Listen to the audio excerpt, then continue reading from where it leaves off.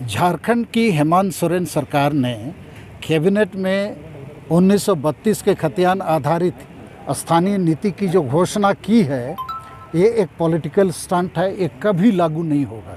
तो मान लिया अभी कुर्मी महतो एसटी बन जाएंगे, कल को तेली, बनिया, कुम्हार, गोप, गौड़ बहुत सारी जातियां हैं, वो भी बोलेंगे तब हमको भी बनाओ, हमने क्या कसूर किया है, बोलेंगे और बोल सकते हैं और विचार करना भी पड़ेगा। क्योंकि मुसलमान और ईसाई बने जो आदिवासी हैं और बीजेपी के से उनको डर लगता है, तो वो लोग जेएमएम या कांग्रेस का गला पकड़ते हैं, छत्र छाया में जाते हैं। तो जेएमएम पार्टी आदिवासी के नाम से वोट तो लेता है सबसे ज़्यादा, और हम सरना आदिवासी को धोखा देता है सबसे ज़्यादा।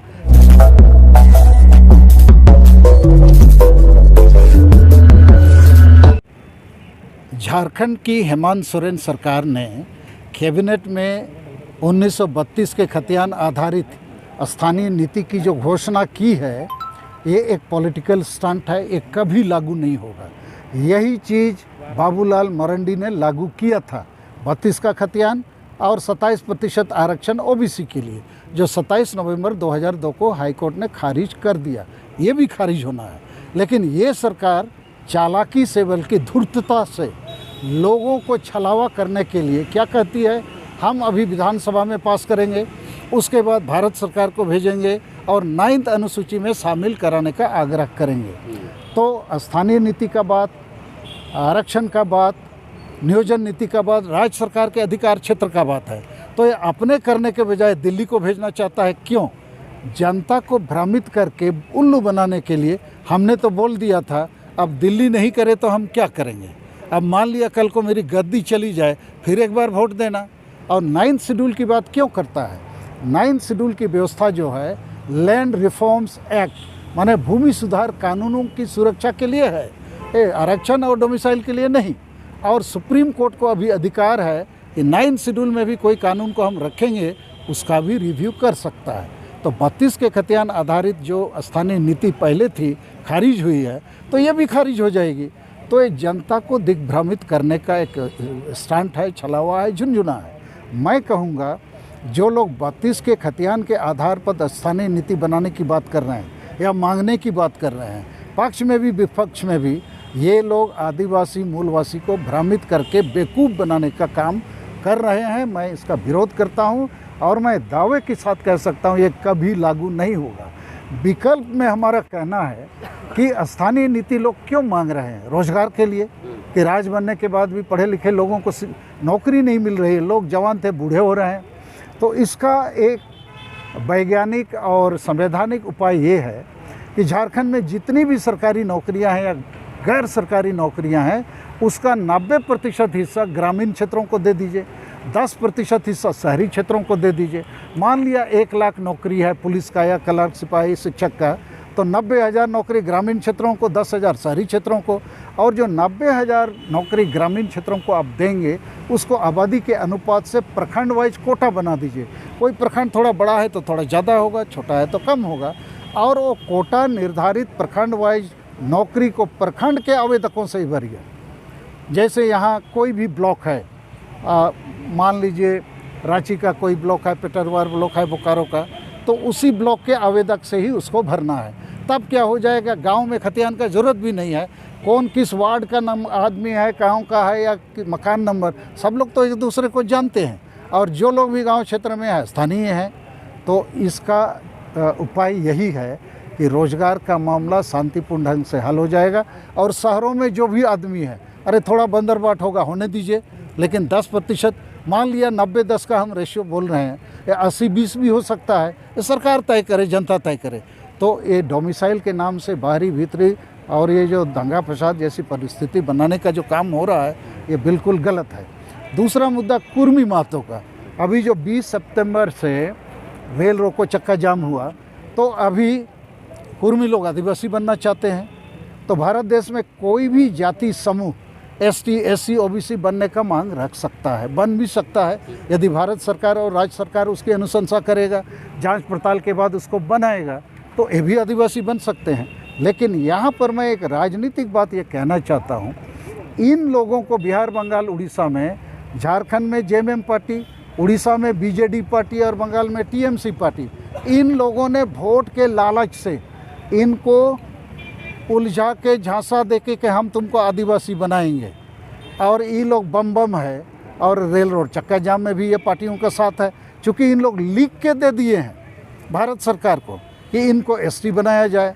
तो मान लिया अभी कुर्मी महतो एसटी बन जाएंगे, कल को तेली, बनिया, कुम्हार, गोप, गौड़, बहुत सारी जातियां हैं, वो भी बोलेंगे तब हमको भी बनाओ, हमने क्या कसूर किया है, बोलेंगे और बोल सकते हैं और विचार करना भी पड़ेगा। तो हम जैसे असली आदिवासी संताल, मुंडा हो, उरांव, खड़िया, भूमि इत्यादि जो है वो तो मारे जाएंगे।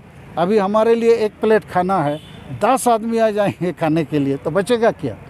तो इस बात के लिए हम भारत सरकार और बड़ी political party JMM, TMC, BJD आदि से आग्रह करेंगे, आप किसी को भी वोट के लालच से, राजनीतिक स्वार्थ और अपने लाभ के लिए किसी को भी आदिवासी मत बनाइए। उसको जांच पड़ताल कीजिए, उसके लिए ट्राइबल रिसर्च इंस्टीट्यूट हैं, एंथ्रोपोलॉजिकल स्टडी के व्यवस्था हैं, हिस्टोरिकल स्टडी के उसके तरीके हैं। उसके बाद ये भी ध्यान रखिए कि हम भारत के आदिवासी आज से नहीं, अंग्रेज़ों के समय से हम सूची में हैं, और हमको अंग्रेज़ लोग लड़ाई भिड़ाई संघर्ष के कारण पहचानते हैं। हमारी अलग भाषा, संस्कृति और जाति आदि का आधार है। तो इन आधारों से इसको देखा जाए। तो ये जो 3 पॉलिटिकल पार्टी इन 3 राज्यों में है, हम इसके खिलाफ हैं। और यहाँ पर एक पॉलिटिकल बात हम ये भी कहना चाहेंगे, जेएमएम पार्टी गुरुजी शिबू सोरेन, हेमंत सोरेन के नाम से करीब 40-50 साल से ये लोग पावर में हैं। राज बनने के बाद 22 साल में ये लोग 5 बार मुख्यमंत्री बने।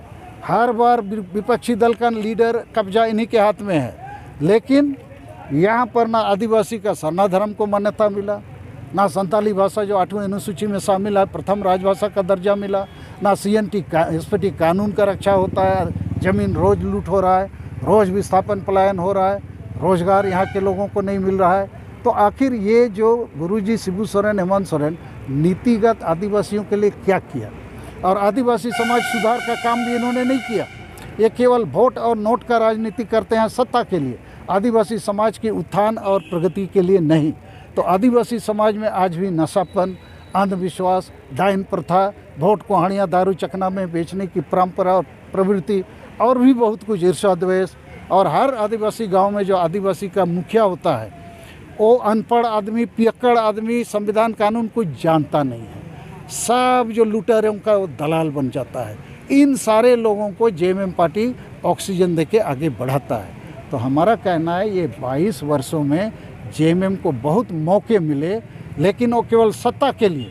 और वो क्या करता है, और एक मामला, चूँकि मुसलमान और ईसाई बने जो आदिवासी हैं और बीजेपी के से उनको डर लगता है, तो वो लोग जेएमएम या कांग्रेस का गला पकड़ते हैं, छत्र छाया में जाते हैं। तो जेएमएम पार्टी आदिवासी के नाम से वोट तो लेता है सबसे ज़्यादा, और हम सरना आदिवासी को धोखा देता है सबसे ज़्यादा, क्योंकि उसका वोट बैंक सुरक्षित है मुसलमान और ईसाइयों के द्वारा, और लालू जी के कारण से कुछ पिछड़ी जाति का वोट भी।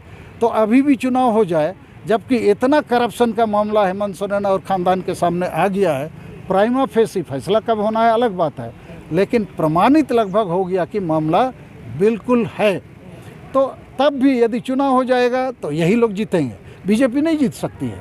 तो यहाँ पर हम बीजेपी के बारे में ये कहना चाहेंगे कि नरेंद्र मोदी जी का डंका देश में, दुनिया में बज रहा है, लेकिन झारखंड में ये डंका फुस हो जाता है, क्योंकि यहाँ आदिवासी नेता बीजेपी में हैं, बाबूलाल मरांडी, अर्जुन मुंडा, कड़िया मुंडा, जोएल उरांव और भी बहुत सारे। लेकिन इनके पास आदिवासी मुद्दा नहीं है, खाली विकास विकास बोलते हैं, और उस विकास में सीएनटी एसपीटी को भी गला घोंटना इनका विकास है। तो जब तक बीजेपी यहाँ मजबूत नहीं होगी तो जेएमएम और यूपीए को कोई टक्कर नहीं दे पाएगा, और नतीजा हम आदिवासी मारे जाएंगे जैसे अभी हम मर रहे हैं। तो हमारा कहना है, मोदी साहब देश में आपने अपने को स्थापित किया, दुनिया में भी कुछ लोगों को पसंद नहीं है मोदी साहब, वो उनका अपना मामला है, लेकिन यथार्थ तो यही है। तो उस मोदी को, उस बीजेपी को झारखंड में मजबूत होना चाहिए, नहीं तो ये जेएमएम वाले और बाकी जो यूपीए वाले मिल के सबको आदिवासी बना देंगे, हम असली आदिवासी को ख़त्म करवा देंगे।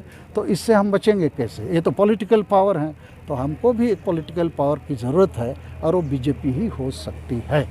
बाद में उनको निकाला गया और फिर से वो वापस मांग गया। ऐसा कुछ नहीं है, मेरे पास अभी डॉक्यूमेंट है, हम बता सकते हैं कि वो एसटी में नहीं थे, लेकिन मैं उस विवाद पर अभी नहीं जाना चाहता हूँ। मेरा कहना है वो यदि कन्विंस्ड हैं कि हमारे पास तथ्य हैं, तर्क हैं, प्रमाण है, डॉक्यूमेंट्स है, एविडेंस है, तो हाई कोर्ट या सुप्रीम कोर्ट जाएं, वहाँ स्थापित करें और तुरंत एसटी में बहाल हो जाएंगे। ये रेल रोकना, ये पार्टी वो पार्टी का नतमस्तक होना, इसका ज़रूरत नहीं है। और ये जो अभी कुर्मी आंदोलन हुआ था, अब आदिवासी लोग यहाँ बैठे हैं, तैयारी कर रहे हैं कि हम भी ईंट का जवाब पत्थर से देंगे।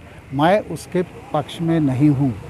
हम कुर्मी महतो के खिलाफ डायरेक्ट संघर्ष करने के पक्षधर नहीं हैं।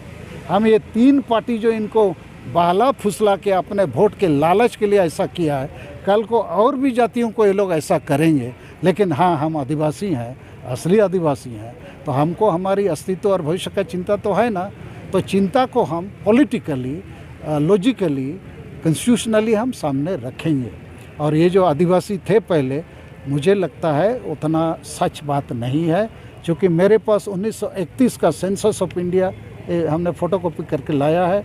1901 का भी सेंसस का हमारा रिपोर्ट है। वहाँ पर 24 जातियों को उन लोगों ने इम्पीरियल डाटा में 17 और 18 में रखा है, जहाँ कुर्मी नहीं है। अभी आप लोग थोड़ा उसको देख सकते हैं।